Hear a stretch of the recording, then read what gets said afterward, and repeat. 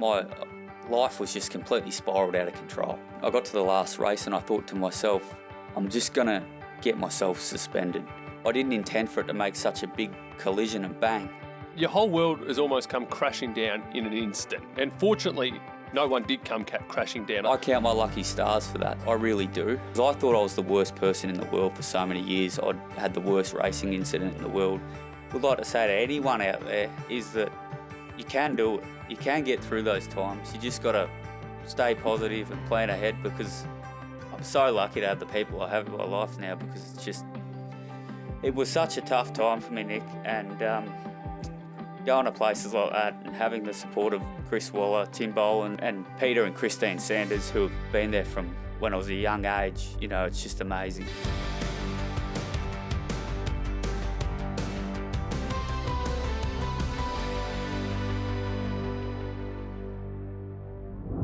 G'day punters and welcome to Quinny's Stablemates, our very special guest today, a man that's had more chapters than most movies, but hopefully the next one is still to come. A warm welcome to Josh Cartwright.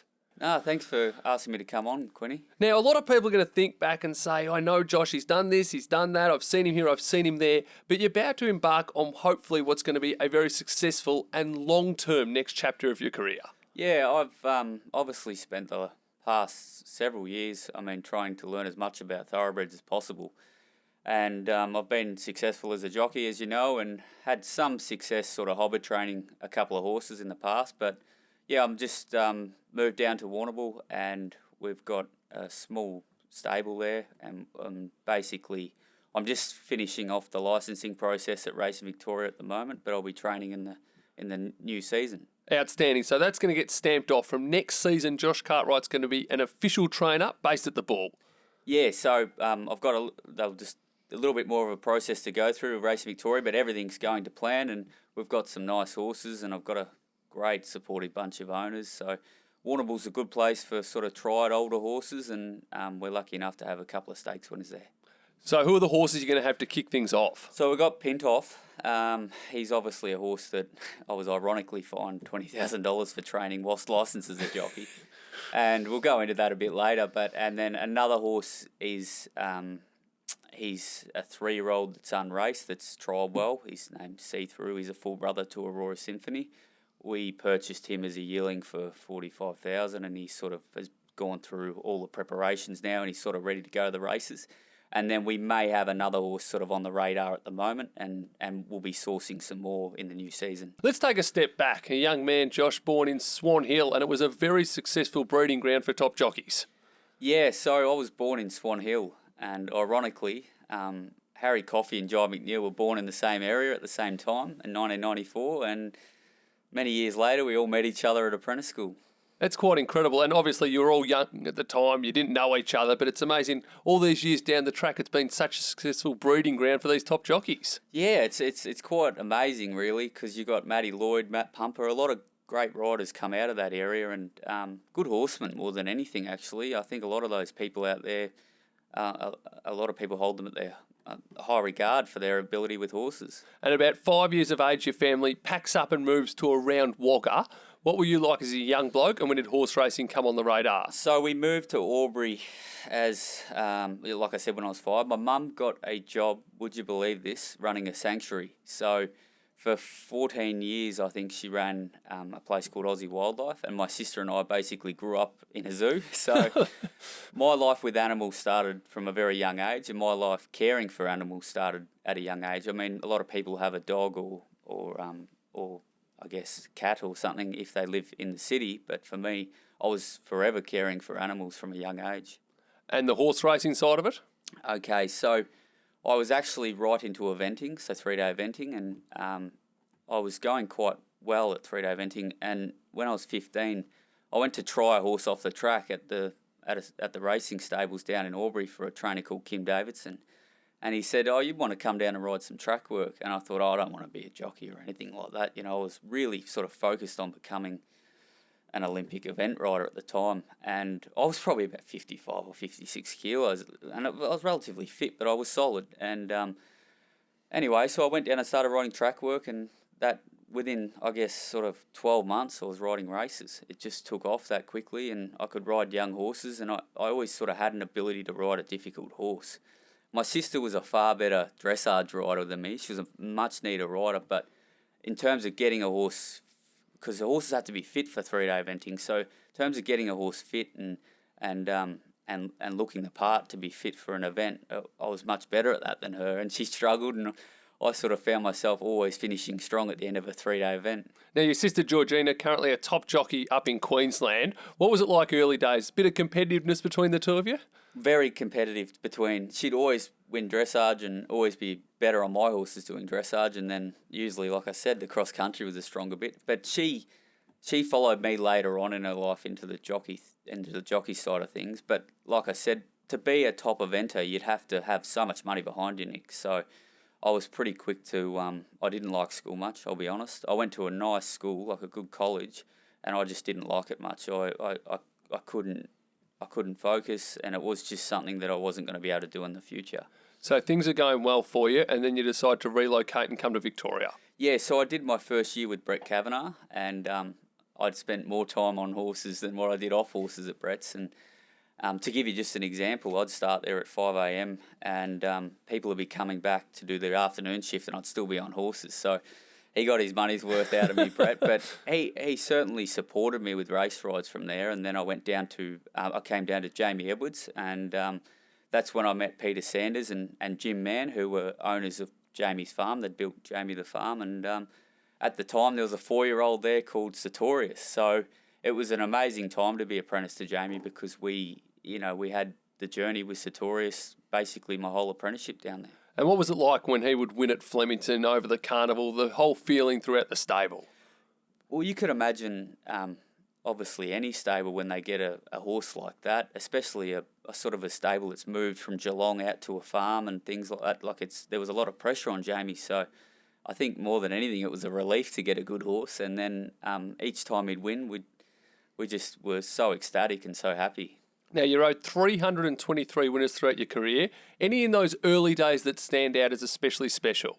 I'd say Sharmile Wind. She was a very good horse, and I think she was $1.80 or something at Flemington.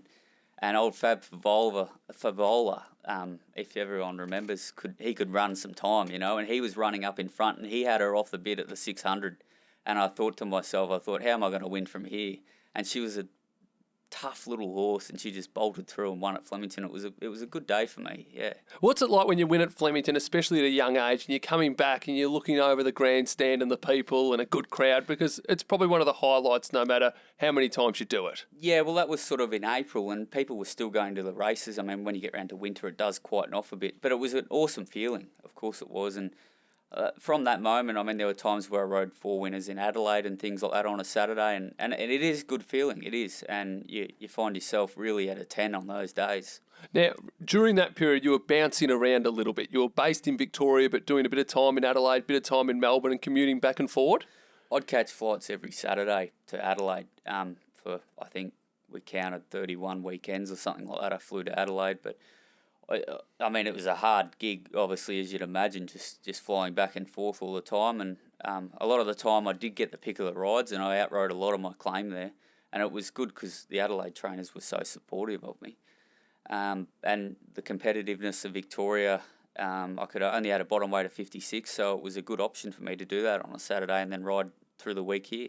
So on a Saturday, you sit down with your manager and you probably think the options are, I can go to South Australia where it's city racing and have a really good book, or I could go to the main Melbourne meeting and have 1 or 2 rides, but again, because you're a higher weight apprentice, you're limited a little bit, or go to country Victoria where the prize money is simply not as good. Yeah, well, that's the big picture, is that I guess if I had have won an Adelaide Premiership, then it would have opened up a few more doors for me, and that's sort of what I was focusing on was, okay, I need to put myself more into the limelight now. And I guess it gave me a bit of a taste of solid success because I was a bit of a sensation there for a small amount of time. And, not many people just turn up in Adelaide and end up leading the Premiership halfway through the season from another state, in such a short amount of time. I think for a while there, I think my strike rate was around 35%. So as you'd imagine, you'd feel on top of the world. You were a darling for punters during that period. There's no doubt about that. It was a simple case of see Josh Cartwright over in Adelaide and have a bet. How hard was it, though, just the travel and the toll? Because, I mean, you're up at 3:30 at the best of times. You're throwing in interstate flights. It must have been a bit of a juggling act. Yeah, certainly. I've never been diagnosed, but I've definitely got ADHD. So I found it all right because I was quite a hyperactive person. But, you do find yourself burning out. And it certainly did toll on me in the end. As I got older, I got more injuries and then more layoffs, and then I got heavier, and I started to struggle with my weight more and more as the times went on. But when I was around 18 or 19, it wasn't so bad. But as I got, injury here, 8 weeks off, you do start to get bigger. Now, I like to say I'm 6 foot, 6'2" with my hair up, and you're basically my height and you look fit as a fiddle. What do you weigh now? 66. Yeah, so you weigh 66 now and you are fit. For those that are listening, he's in great shape. You look like you work out very frequently. It staggers me that you are actually 10 kilos lighter. Yeah, for us guys, Jamie Mott and those guys, they're all in the same boat. It is a tough life, and you've got to take your hat off to those guys because it's, you can't do it forever. And then, if someone says to you, I'll give you $5,000 this week to starve, and that's just if you can get the rides, of course. You go through this week, you get paid, and then you go another week $5,000 and you starve again. So it's sort of you're just chasing the money and the success, I guess. But it must take its toll mentally and physically. So when you were starting to struggle with the weight, talk to us about a day. What would you do? Wake up at what time? What would you eat? What would you sweat? What was the process? Oh, I guess you were I went through so many different phases of things, but I'd say you'd try and keep between 1,400 and 1,600 calories, and that was the absolute maximum that you could have. But walking was the best thing for me. I'd walk 2 hours because anything I did too much, it would probably build up too much muscle because you're already holding horses each morning. So you want to try and, I guess, walking just slimmed you up a bit. I'm just trying to get my head around that. So you've got to remain strong enough to control a 600 kilo horse, but basically having barely anything to eat and trying to avoid muscle. So you mentioned the calorie count. What would your food intake be? What would you actually eat? I'd try and aim at whole grains, obviously. So, things like porridge and stuff like that were very filling. I'd try not to start eating too big too early. So I'd just start off the day with a banana and then might have a small bit of wheat bix or porridge and as a whole grain, and then maybe some rice paper rolls for lunch, and then you'd usually try and get I wouldn't have too much meat, just a good sort of maybe like a burrito bowl with brown rice and things like that for dinner. That was generally my diet. And then maybe once a week, if you had a couple of days off, you might go out for a steak and things like that. But as time went on, I was so much more restricted in 6 days out from a ride, I can't eat too much, and then but it used to be 3 days out from a ride. It ended up being 6 days out from a ride because the weight was that hard to make. And what about the mental demons where even when you're going for that steak and you've been starving yourself all week and you've probably ridden winners, which is terrific, but you're thinking, oh God, I'm going to have this steak, but then I'm going to have to fast tomorrow and the next day and the next day. Does it just become almost so embedded in your fear? Yeah, you find yourself looking at the scales more than anything, and then you find yourself thinking about what you've eaten more than anything. It takes a long time to get over that. I was a bit more battle-hardened in the end because I'd ridden and not ridden and ridden and not ridden, so I sort of got used to the whole thing of it. But the thing about anything in life, if you over-focus on something, it does affect you. So as jockeys, it definitely affects you because it's something that you have to focus on, and when you over-focus on it, you're like, oh, geez, my weight's not good, But it's just a time thing and it's a management thing that you've just got to do to get around it. Is it safe to say, though, you're not naturally born to be a jockey? Absolutely. My sister was the one that was born to be a jockey and I was the one that was probably born to do other things. But I was just lucky that, I'm going to be completely honest with you here, I tried being bulimic, but I wasn't any good at it. I couldn't throw up very well on that. So, and that is something that a lot of heavyweight jockeys around the world do. And it's very bad for your teeth, Nick. It's something, and it's bad for your mind frame too. But I wasn't much good at it, so I was lucky in that way that I've got still my own teeth, and it's something that a lot of sports do deal with that have to make weights. It is unbelievable. And even things like having a drink, how hard would that have been to have a couple of beers with your mates knowing what would follow? Yeah, and then the psychological side, if you're a bit jaded and that, you might make the wrong call on a horse and things like that. So I would try to restrict myself, even now I do, to drinking once a week or socially, that is. And then it's the same with riding. I couldn't really drink too much, but sometimes maybe if you were in the passenger seat of the car driving home, it felt like you had to have a couple of drinks, if you know what I mean, on the way home if everyone else was, but it was not any good for you. No, it's good fun, but it's obviously got repercussions for everyone, and even more of a repercussion for a jockey that needs to be 56 kilos when they're about 5'10". And after that booming start to South Australia, you mentioned things started to get a little bit hard. You had a few injuries, you had a few setbacks, so that next chapter unfortunately wasn't as rosy as the first period.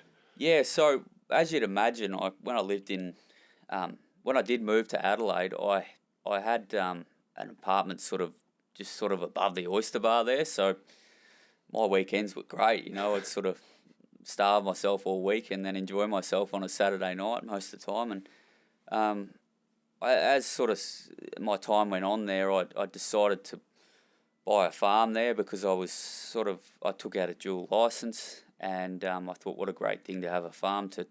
I was only riding 3 or 4 days a week at the time, and that's when I guess I really sort of started to lose control of my life from there, because I couldn't just go back to my apartment. It was just completely the opposite of what I've been doing, and I'd spend my days working horses out on the farm and then going to the races and all of that. And then that's sort of when things started to spiral out of control. My partner at the time, she was just starting out her career as a jockey, and then our competitive nature just started to clash. So then I was in a toxic relationship because of us being both jockeys and dealing, because when you're a jockey, you have to be a little bit selfish. So I do take my hat off to people that do date each other that are jockeys, because it is a hard thing to do because it's such a competitive job. Did you bite off more than you could chew in hindsight, getting the farm at that young age and taking the dual licence at such a young age? I was 22, so I was just really inexperienced for something like that. And you got to remember, when you're riding each week and you're riding winners, you're at an 8 or 9, But then when you've got to come home and feed and work horses and all of that stuff, it's a big responsibility, and it was just from 0 to 100. I wasn't ready for any of that. And I guess people offer you the horses and you take them on, and I took on far too much. And obviously we all know, most people in racing know about my improper riding charge in Adelaide, and it was obviously national news, and it changed my life. It certainly did. That was Jan 14, 2017. You've given us a bit of a teaser into your mindset going into that day.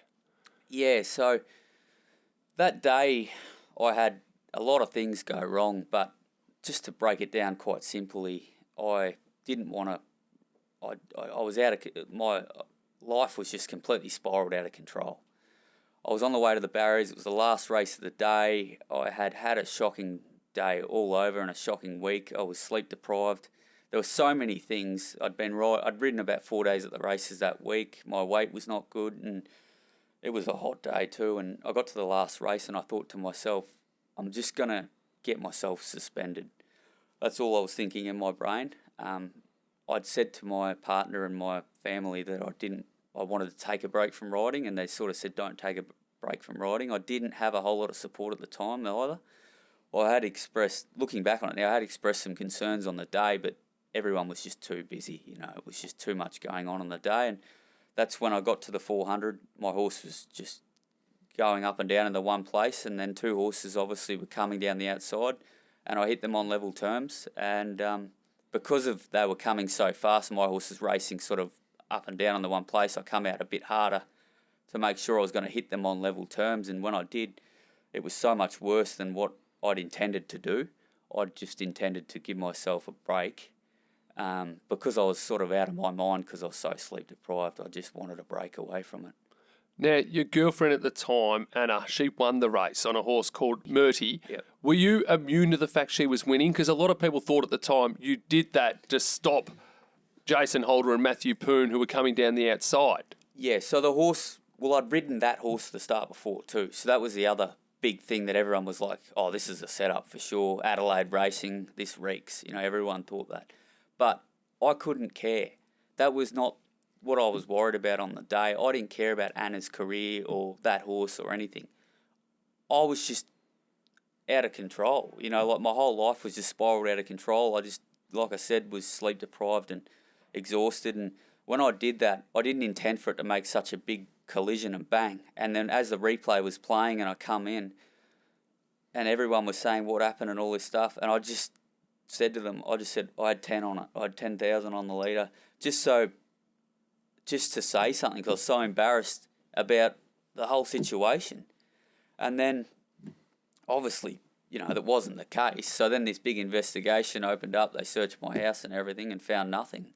But it was just because I was completely depressed and I didn't want to live anymore because I'd created a life for myself that I didn't want to live and I wasn't ready for it. I wasn't weak. I was just completely inexperienced. So your whole world has almost come crashing down in an instant. And fortunately, no one did come crashing down. I think that's the fortuitous thing about it. I count my lucky stars for that. I really do.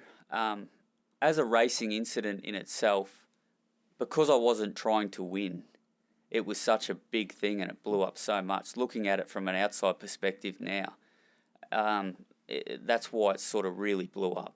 I'm not justifying myself with this, but I guess when you watch horse races and you see a rider ride extremely competitively and pull out underneath another horse and the horse falls and dies, I'm not saying it was better than that, but if your horse is hit on level terms, it's certainly an incident that you see often in a race when a horse goes to make a run and it'll hit another horse on level terms.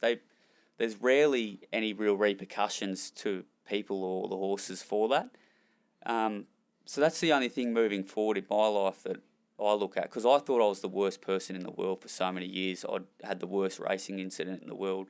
And then you hear of instances where horses are brought down in races and the trainer or owner has to bring home a head collar. It is a tough thing because I obviously love horses, so I didn't mean for that to be the case.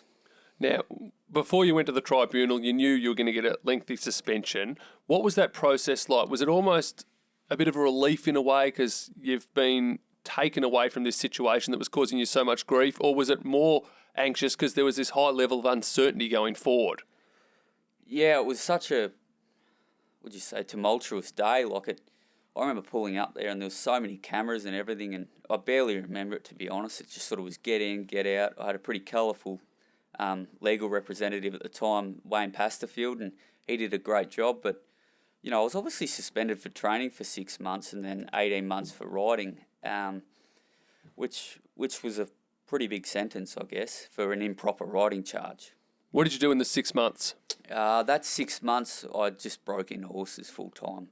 I didn't have a business plan. I just took on as many horses as I could, and I didn't run a really good show, and I probably didn't do many background checks on my clients, and that led to more stresses. And that 6 months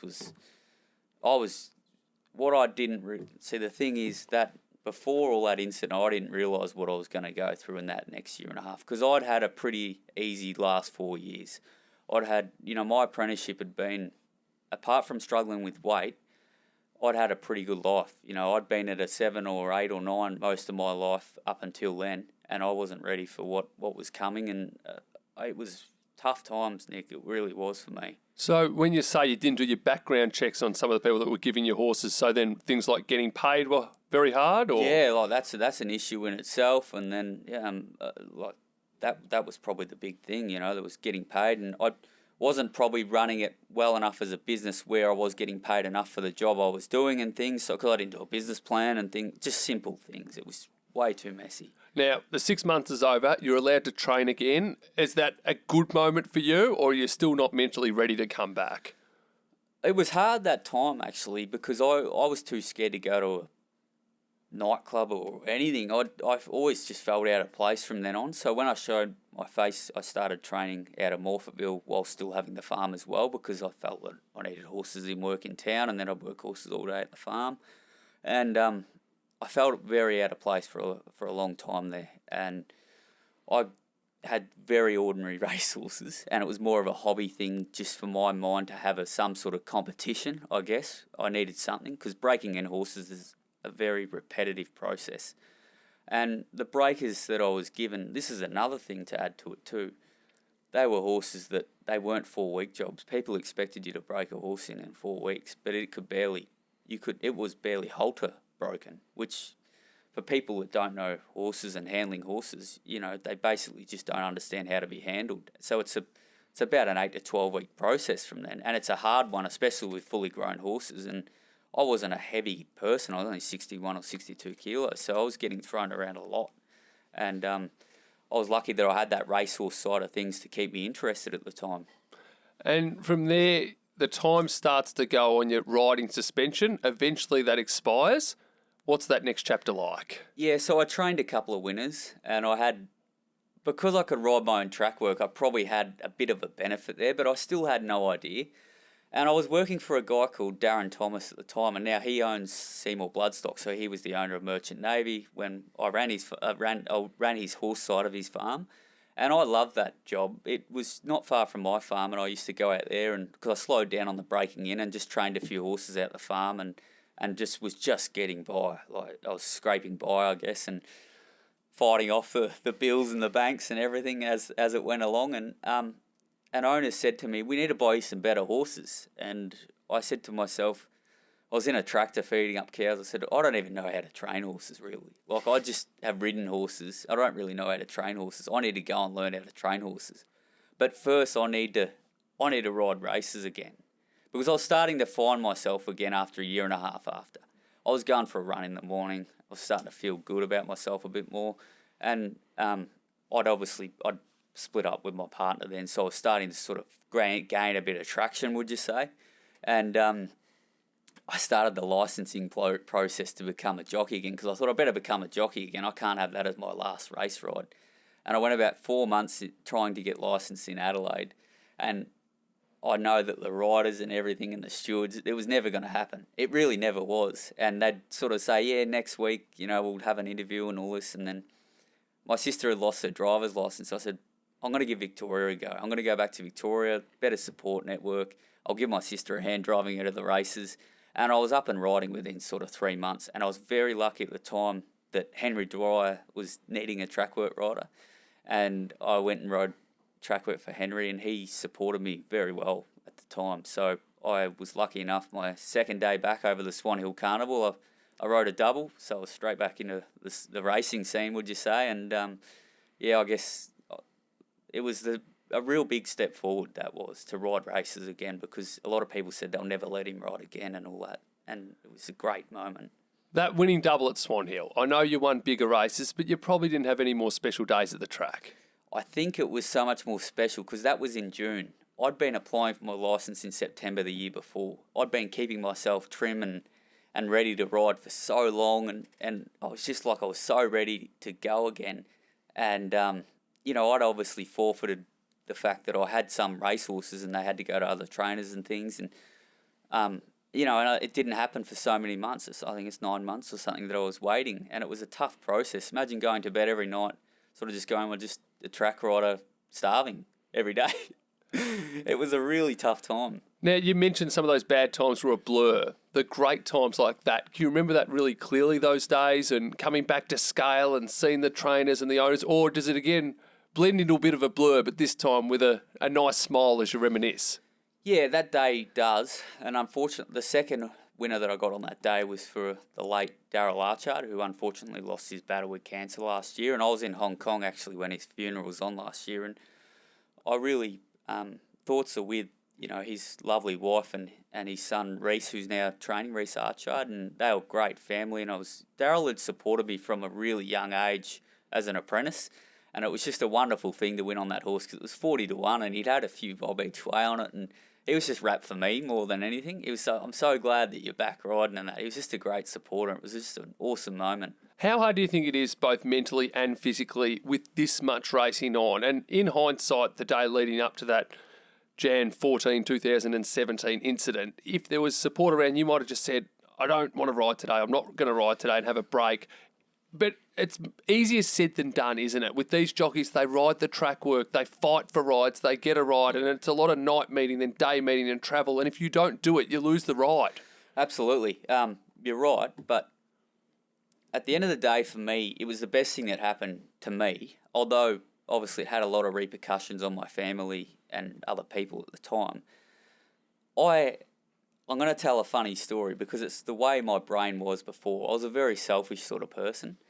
And I had, and this is going back a while, but I had a friend, Alan Crichton, who come over from Ireland, and he was a flat jockey.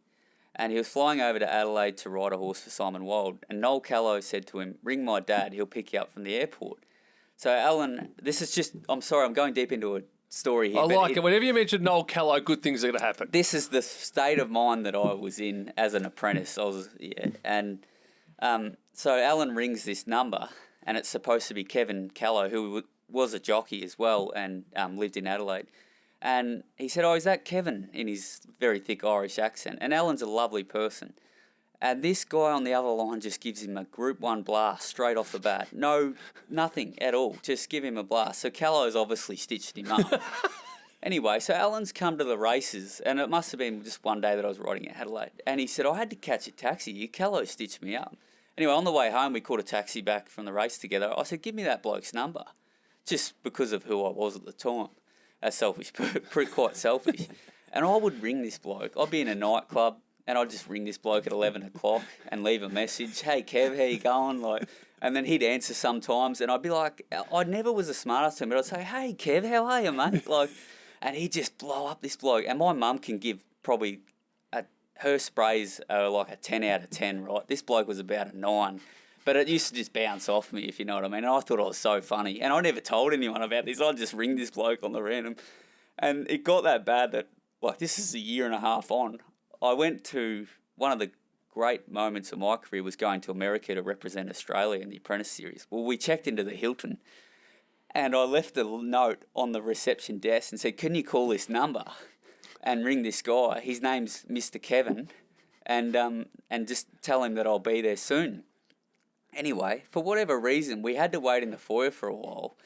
And the receptionist comes running out and says, it's best you don't meet up with Mr. Kevin. He's not very happy with you. And I looked at the time and it was like 2:30 a.m. in the morning. I'd woken this bloke up and he'd answered the phone. Anyway, years went on and I'd give him a bit of a spell for a while and then I'd ring his number again. But the thing was, he blocked my number, so I'd have to ring off other people's phones. And I'd just say to someone, I've got no credit, I'm going to ring this bloke again. But I thought it was hilarious in my brain. But looking back on it now, that bloke could have been going through anything. You know, this poor guy, I've just pestered him for 3 years just because he pissed off, or he gave my mate a spray, and I thought, bugger him, I'm going to teach this bloke a lesson for giving my mate a spray. And so the final time I ever spoke to Kevin was I was on the way home from Mildura races. I had Matthew Poon in the passenger seat. It was 2016. I said, can I borrow your phone? My phone's not calling. I rang him. And he just said to me, why do you keep doing this to me? He goes, I thought you were gone. I said, Kev, I'm here for you, mate. That's what I said to him. So we don't know his name was Kevin. We're timid it wasn't Kevin. We don't know his name's Kevin, but he must have ran a plumbing business or something, because he said to me that night, he said, I'm trying to run a business here. I said, you gave my mate a spray 3 years ago, and I've never lived it down. Hey. So Kevin or whoever he is, I'm really sorry, because he could have been going through what I was going through 8 months later, because 8 months after that day, that was April 2016, I last spoke to that poor bloke.